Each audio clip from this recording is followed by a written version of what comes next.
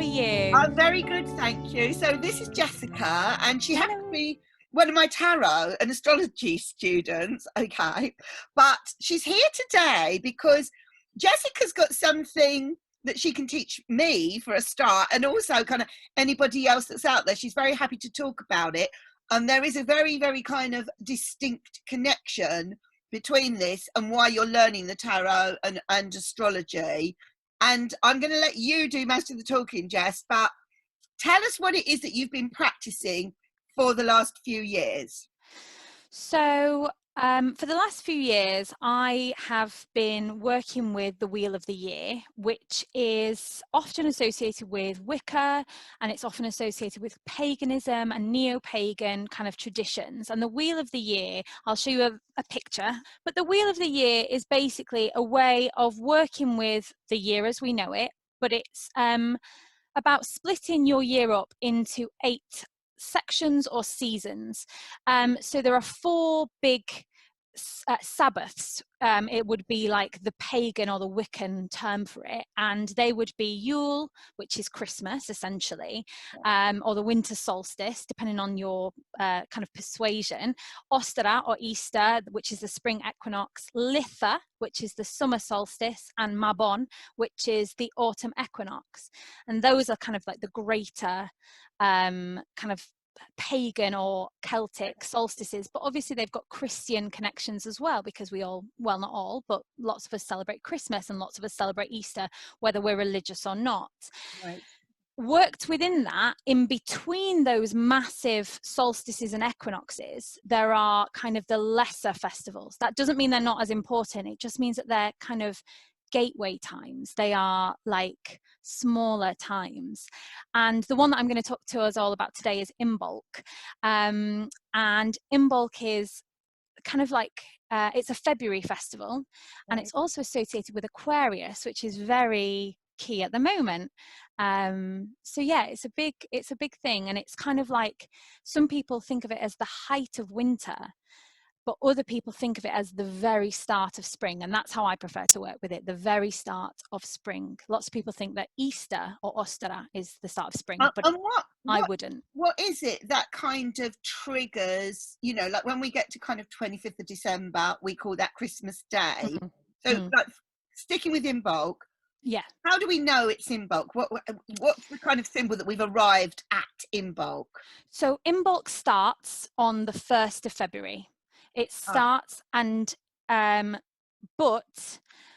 people say it's just the 1st of February. For me, not so much, and for lots of women, not so much. Lots of practitioners, rather than just women, not at all. It's a whole season, and that kicks in on the 1st of February. It starts then, and that's when you know it's Imbolc season, and that transitions all the way through until you get to Ostara or Easter, whenever Easter is going to be. And so the way you can work it out is it's 6 weeks from when Yule was, or Christmas was, and then it's 6 weeks until Easter is going to be. And we're right in the peak of it right now. So we're in a really good position right now. So that's why it's always associated with Aquarius, which kind of absolutely kicks in around the 20th of January, something like that. Absolutely. And what's super interesting about these kind of in-between festivals, so a festival like Imbolc, it's usually associated with one sign, as opposed to the equinoxes and the solstices, which kind of encompass 2 big signs. This one has a very specific Aquarius energy. So if you're an Aquarius, you should be working well. Yes, exactly. Imbolc is a massive time for you. I would be working with Imbolc. I work with Imbolc anyway, but you can work with it whether you're an Aquarius or not, but you should know that this is a peak time for you. It's a great time for you. So as a festival. And this year, I mean, is anything special happening because of the stellium in Aquarius? I mean, it's extraordinary to see it, because there are, well, virtually everything apart from Mars is in Aquarius, and the moon joins everybody else on the 11th of February. So yeah, absolutely. Very big deal. So what's a really interesting thing about Imbolc is Imbolc literally means, well, it can mean one of 2 things depending on your Celtic kind of translation. It either means in the belly, so that's got a lot of fertility associations, but it's also associated with purification. and with cleansing. And what's quite significant at the moment is that we're obviously going through kind of a vaccination for a program for COVID. And so if we think about what we're trying to do at the moment, which is not cleanse the country, but we're trying to help, we're trying to cure, we're trying to prevent, there's a real sense of that kind of purification happening so that we can get back to normal. And this season's about, so something that I always find quite interesting, because I work with the Wheel of the Year, people tend to set their intentions for the year January 1st. This is my new year. I don't. I tend to wait. I tend to wait to Imbolc, because Imbolc is that period where things start to get a bit easier. And I tend to see Yule up until this point. And so for me, the Christmas period, the Yule period, is a time of hibernation. I just wait. I just wait and I just sit back and I think, right, okay, we're going to see what happens. I never do dry January because I'm a booze hound, but I never do dry January because I work with the wheel. I never do dry January because I just think I just need to wait and see what this year is going to give me. And then when it gets to Imbolc, I think, right, now I see, now I will make my path. And I think that's the best way to go with Imbolc. So this February period, from the 1st of February, that is when your intentions should be set, because Imbolc, as I said, is associated with either pregnancy or purification. So you get rid of all the rubbish. Yes. You clear it out. One of the best things to do at Imbolc is spring clean. And you can do that either with Palo Santo or with sage, or literally you can clean your house. But if you want to do more of a spiritual cleansing, get your sage out, get your Palo Santo out, walk around your rooms, light your candles in every room, switch your lights on in every room, on, off, on, off. You can say a prayer if you want to, it's up to you. You can dedicate your time to Hecate or to Saint Bridget or to Bridie. So it depends what energies and what deities you're working with, if any. But the 1st of February, which is when Imbolc starts officially, is associated with Saint Bridget or Bridie. Right. But Saint Bridget and Bridie as a goddess, she's got a lot of similarities with Hecate, so the triple moon goddess, and the Blessed Virgin Mary. And it's all about this kind of maiden state, this awakening, this beginning time. So it depends who you're working with. I tend to work with lots of different women. I'm Catholic by birth, so I tend to work with the Virgin Mary, and I tend to work with Hecate at this time. And I'm quite loose about it. I'll light some candles, I might say some prayers, and I'll just cleanse the house. I have Palo Santo going throughout the whole month just to keep things fresh. So yeah, it's a good time. It's a good time. And how far back does this tradition go? I mean, where does it come from? Do you know? Thousands and thousands and thousands of years. It's a really ancient Celtic tradition. This is pre-Christian. Imbolc is pre-Christian.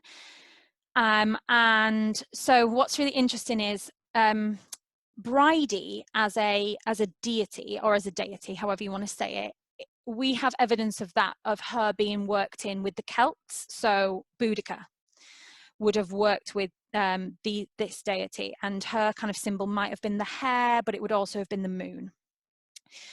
With the kind of Christianization of Ireland, we tend to see Saint Bridget come in. And so what's really interesting is on Imbolc, you might have it referred to as Imbolc or Candlemas, but then you might also have it referred to as Saint Bridget or Saint Bridie's Day. And people make crosses for her, but they're a really specific type of cross. They're on an angle. I might find an image and I'll bring it and I'll show people. But when you look at images of Saint Bridget or Bridie, again, she's got that triple moon goddess thing going on. So it's that mother, maiden and crone, or maiden, mother, crone, however you want to say it. But it's thousands of years old. It's pre-Christian. So yeah, it's very old. Amazing. And obviously, I'm, guessing here that the moon is very significant. Very significant. To any of these sort of practices, because, I mean, the moon, the High Priestess, I know that was one of the tarot cards that you said that you work with. I mean, she's very much associated with the moon, with the Cancer energy. The moon, rules Cancer. The moon's the mother, with all the fertility stuff. It all ties in. Definitely. So I have my tarot here. So Yeah, I would at this time of the year, I would be working with the High Priestess, and yeah, all I would potentially do would be to pull her out of my deck and either meditate with her and think about the energy that she's showing me of that day, and maybe work with her for the whole month of February and just think about, like, what can I see within the imagery within the card, but what messages do I get? If you're into meditation, if you're kind of into manifestation, then that's something really positive. I think something that's really significant for me at the moment is that we move from the dark into the light. lovely. Yes, Yeah. yeah, And that's really significant at the moment. I've been working with her all month. Well, 7 days of the month. It feels like longer, but I've been working with her for 7 days, and I've definitely noticed every day it's getting lighter. And yes, I thought I've about that. noticed that. Yeah, Another thing to think about, it depends what deck you're working with, but I work with this one, yeah, and there's the pomegranates in the background, yeah, and we often associate that with Persephone and the kind of renewal from, dark winter to spring. She's obviously got the moon involved. yes. And also when you look at her, she's got kind of the blue and white robes that we associate with the Virgin. So, and that's something quite significant. So the colours that you can work with at the time, I do work with the colours. So I tend to have a specific day that I wear certain colours on. If I've got certain things that I want to achieve on that day, I'll work with the energy of the colours. Okay. But blue, if you have an altar or you have a space, even a space where you just keep your tarot cards, the best colour for this month would be white and blue, white and pale blue.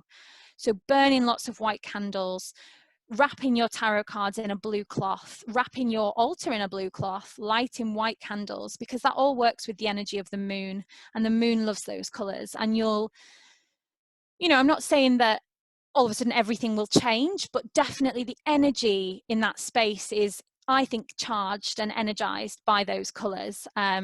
So yes, working with those kind of things is really important at the moment, I would say, and I do. And do you feel comfortable about all of this, even though you come from this Catholic background? Because, that can cause, the tarot, evil, all of that sort of stuff. Well, it's funny. I've thought about this an awful lot because I think my nana would have been a bit like, "Ooh, it's a Yeah, bit witchy. I don't want you to be a witch." But what's funny is I've thought about all the women in my life, like my mum and my auntie and my sister, and whenever we want something to happen, we say, "Oh, I'll light a candle for you." right. And recently I've got really into candle magic. And I kind of thought the other day, what's so different between me, like lighting a candle and hoping that something will happen, and my auntie saying to me, "I'll light a candle for you," to hope that that happens? I was kind of like, aren't we all doing spells? Aren't all, not just women, but aren't all people kind of all the time doing some kind of spell? Like, so I was raised Catholic, and so obviously at the moment, because I work with kind of Christian energy and pagan energy, I might pray the rosary quite a lot to work with the Blessed Virgin. And I kind of wonder, like, what's the difference between me saying an incantation and me praying? There isn't really that much for me. So at first I did really struggle with it, but now I just think, for me, I think that there is a massive power within this, and I just think it's a way of the universe talking to you, and if God is in the universe, then God is in the universe. I don't know. Yeah. Yeah, I mean, all of these things really are tools and absolutely. support systems. And I think at the end of the day, we're all kind of really barking up the same tree. We're all sort of hoping Absolutely. that, I think a lot of people believe there is something that's greater than us. And we're all kind of Definitely. like hoping that we're kind of like part of a bigger thing, and, there is a greater good. So Definitely. I don't see the sort of issue, but I know there can be issues. Definitely there can. And I think something that's quite interesting that's kind of come up for me at the moment. So I've been working with the star as well, Oh, good. obviously, Yeah, because Aquarius, the major arcana that works with Aquarius is the star. But what's quite interesting is a lot of churches are dedicated to the Virgin Mary, who's called the Star of the Sea. And so, I mean, I don't just work with Christian tradition, I work with a pagan tradition as well, because I've got Irish heritage. But I just think that there's a really nice synergy between the star and the moon that's present within the High Priestess. So if there's any two cards that I would be working with this month, it would be these two. And I would just be bringing them out every day or every other day, whenever works for you, and just working with those energies to think about what they say to you. Is there anything you can meditate on? What is that saying to you at this moment? So yeah, amazing.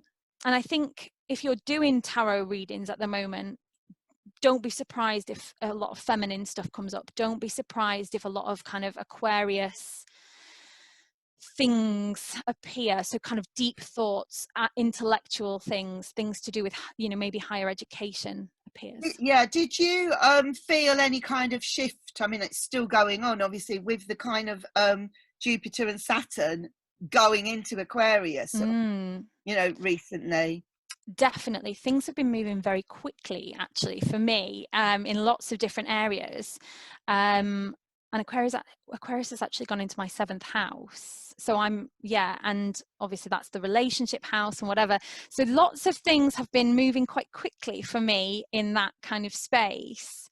And I'm just kind of going with it. I'm just kind of letting it happen. You feel like you're really buzzing. Yeah, I'm just not, I can't resist it. I think I'm just letting it happen to me. So, but yeah, it feels powerful at the moment. It feels like a really powerful spiritual time. I mean, when you first started the tarot, I can't think when it was, about a year ago, something like that, when I first met you, did you know any tarot at all? No. And how much has that kind of added to this interest in all of this? Massive, huge. It's so funny. I had a tarot deck when I was about 14, and I didn't know what I was doing, and it came with a book, and you just read the book, and I had done nothing. And since I've started the tarot, it's kind of like it's almost like finding a hand that you didn't know you had. It's like it adds so much to your life, and it adds so much kind of like flavor to like all the things that you think about. So I've used it to talk to my sister about like setting up a business. And it's funny, she said to me the other day, "Oh, you made me do this specific thing." Yes. Because without, you said in a tarot reading, "I don't think you're going to get the money in the most traditional way." I said, "I don't think it's going to come from a bank loan." Right. I said, "I think you're going to have to do something different." And basically she's gone off and she's set her own business up in order to finally set up this other business that she wants. So she's taking the steps. But it's just really funny, like once you can work it into your life, I think there's a lot of mysticism around it. But once you realize like how powerful it is and how truthful it is, it genuinely changes your life. Right, isn't it? I mean, it really is. Massive. Yeah, I love it. Jessica, thank you so much. I mean, I've learned a lot today, because yes, I do the tarot and yes, I do astrology, but I've not followed anything like this, although it's been something that I've kind of been meaning to kind of check out much more so. And that was really, really fascinating and really great. So thank you for coming along. Thank you for having me. Oh no, it's a pleasure, and good luck with your future studies and your future dreams. So thank you so much. bye for now. Bye now.